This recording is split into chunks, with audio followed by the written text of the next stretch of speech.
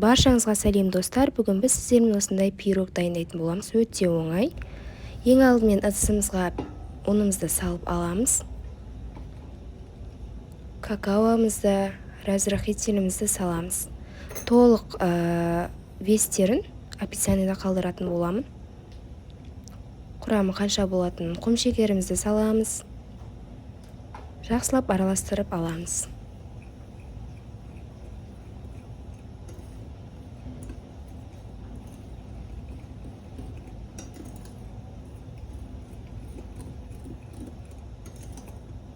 Араластырып болғаннан кейін ортасын осылай ашып аламыз. Жұмыртқа да, айран да, сүт те ештеңені талап етпейді. Өте оңай. Сұйық майымызды құйып аламыз ортасына. И 1,5 стакан жылы су құямыз. Яғни 250 грамм.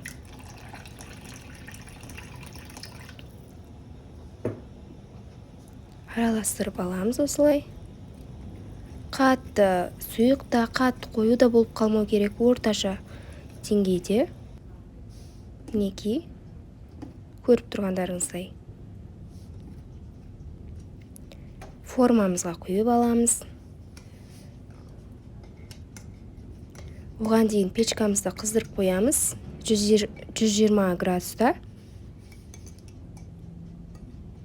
25-30 минутта пісіріп аламыз.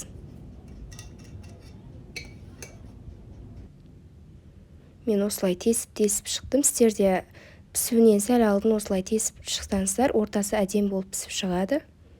Мінекей дайын. Сәндеу үшін мен үстіне құмшекер, яғни сахарный пудра септім бетіне. Осылай.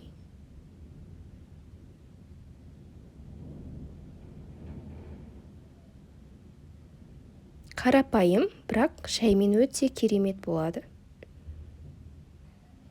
Балдарыңызға жасап берсеңіздер, отбасыларыңызға жасап берсеңіздер болады.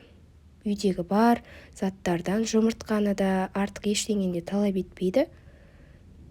Сливка, миксер ештеңені де талап етпейді. Осындай керемет болып шығады. Ас болсын. Каналым осы видео ұнаса, каналыма тіркеліп, лайк басуды ұмытпаңыздар. Жасап көріп, комментарияға да өз пікірлеріңізді қалдырыңыз.